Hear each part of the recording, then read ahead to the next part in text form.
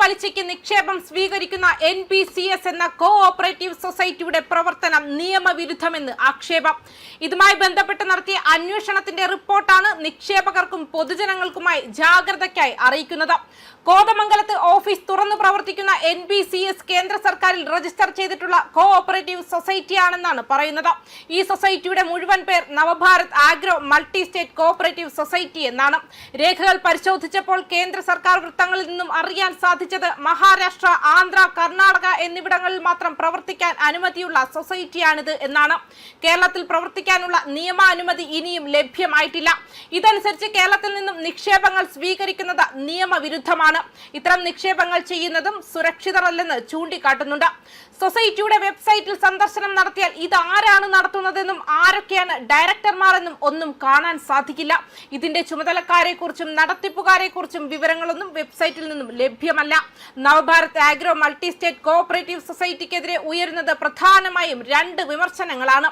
ഒന്നാമതായി, മഹാരാഷ്ട്ര, ആന്ധ്ര, കർണാടക എന്നിവിടങ്ങളിൽ മാത്രം പ്രവർത്തിക്കാൻ അനുമതിയുള്ള സൊസൈറ്റി കേരളത്തിൽ നിന്നും നിക്ഷേപം സ്വീകരിക്കുന്നു എന്നാണ്.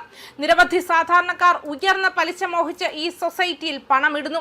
ബാങ്കുകളിലേതിനേക്കാൾ ഇരട്ടി, അതായത് 13% പലിശ വരെ Nav Bharat agro multi state cooperative society വാഗ്ദാനം ചെയ്താണ് ആളുകളെ ആകർഷിക്കുന്നത്. രണ്ടാമത്തെ വിമർശനം, ഇത് ആഗ്രോ സൊസൈറ്റിയാണ്. അഗ്രികൾച്ചർ ആവശ്യങ്ങൾക്ക് അല്ലാതെ നിക്ഷേപം ചിലവാക്കാനോ ലോൺ നൽകാനോ പാടില്ല. കാർഷികേതര ആവശ്യങ്ങൾക്ക് സൊസൈറ്റി പ്രവർത്തിക്കാൻ പാടില്ല എന്നതാണ്. കോതമംഗലത്ത് Nav Bharat agro multi state cooperative society എന്ന ബോർഡ് വഹിച്ചുള്ള സ്ഥാപനത്തിന്റെ നടത്തിപ്പുകാരി ഇടുക്കി സ്വദേശിയായ സോണിയ സെബാസ്റ്റ്യൻ എന്ന ആളാണ്. സോണിയാകട്ടെ മറ്റ് തട്ടിപ്പ് കേസിലും പ്രതിയായ ആളാണ്. എറണാകുളം സ്വദേശിയായ ചാർട്ടേഡ് അക്കൗണ്ടന്റായ വ്യക്തിയിൽ നിന്നും 50 ലക്ഷം തട്ടിയ പരാതിയിൽ ചീറ്റിംഗ് കേസ് സോണിയ സെബാസ്റ്റ്യനെതിരെ നിലവിലുണ്ട്. ഹൈക്കോടതി വരെ മുൻകൂർ ജാമ്യം തള്ളിയ നിലയിൽ സോണിയെ ഏത് സമയത്തും അറസ്റ്റ് ചെയ്യപ്പെടാം. എറണാകുളം നോർത്ത് പോലീസ് അന്വേഷിക്കുന്ന ഈ കേസിൽ ഹൈക്കോടതി ജാമ്യം തള്ളിയിട്ടും അറസ്റ്റ് വൈകുകയാണ്. അന്വേഷണ ഉദ്യോഗസ്ഥനെ സ്വാധീനിച്ച് അറസ്റ്റ് വൈകിപ്പിക്കുന്നതിനെതിരെ പരാതിക്കാരൻ DGPയെയും ഹൈക്കോടതിയെയും സമീപിക്കാൻ ഇപ്പോൾ ഒരുങ്ങുകയാണ്. ഇതിനിടെ കേരളത്തിലേക്ക് പ്രവർത്തനം വ്യാപിപ്പിക്കാൻ ഇവർ അപേക്ഷ നൽകി എന്നറിയുന്നുണ്ട്. എന്നാൽ ഇത്തരം അപേക്ഷകളിൽ തീരുമാനമോ അനുമതിയോ ലഭിച്ചിട്ടില്ലെന്നാണ് അറിയുന്നത്.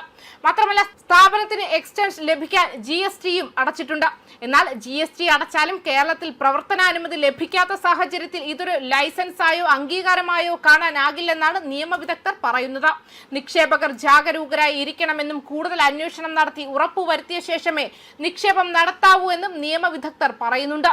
ആരോടും നിക്ഷേപം നടത്തരുത് എന്ന് പറയാനാകില്ല. അതെല്ലാം ഓരോ വ്യക്തികളുടെ ഇഷ്ടമാണ്.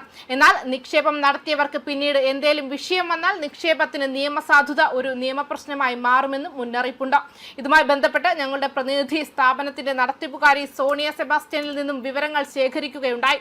സ്ഥാപനത്തിന് ലൈസൻസ് ഉണ്ട് എന്ന് സോണിയ പറയുന്നു. എന്നാൽ ലൈസൻസ് കാണിക്കണമെങ്കിൽ ആദ്യം സൊസൈറ്റിയിൽ മെമ്പർ ആകണമെന്നാണ് അറിയിച്ചത്. സൊസൈറ്റിക്ക് പുറത്തുള്ളവർക്ക് ലൈസൻസ് കാണിക്കേണ്ട ആവശ്യമില്ലെന്നും സോണിയ വ്യക്തമാക്കിയിട്ടുണ്ട്. ക്രെഡിറ്റ് സൊസൈറ്റിക്കെതിരെ നിലവിൽ ഒരു പരാതിയുമില്ലെന്നും നിക്ഷേപം തിരികെ കൊടുക്കാത്ത വിഷയവുമില്ലെന്നും സോണിയ വ്യക്തമാക്കി. മാത്രമല്ല, തനിക്കെതിരെയുള്ള ചീറ്റിംഗ് കേസ് ബാങ്കുകൾ നടത്തുന്നവർക്കെതിരെ സ്വാഭാവികമായി ഉണ്ടാകുന്ന കേസാണെന്നും അത്തരം രീതിയിൽ കണ്ടാൽ മതിയെന്നും സോണിയ പറഞ്ഞു. ഇത്തരം കേസുകൾ തന്റെ വ്യക്തിപരമായ കാര്യമാണെന്നും ക്രെഡിറ്റ് സൊസൈറ്റിയുമായി കൂട്ടിക്കുഴയ്ക്കേണ്ട എന്നും അവർ വ്യക്തമാക്കിയിട്ടുണ്ട്. ന്യൂസ് ഡെസ്ക് കർമ്മ ന്യൂസ്.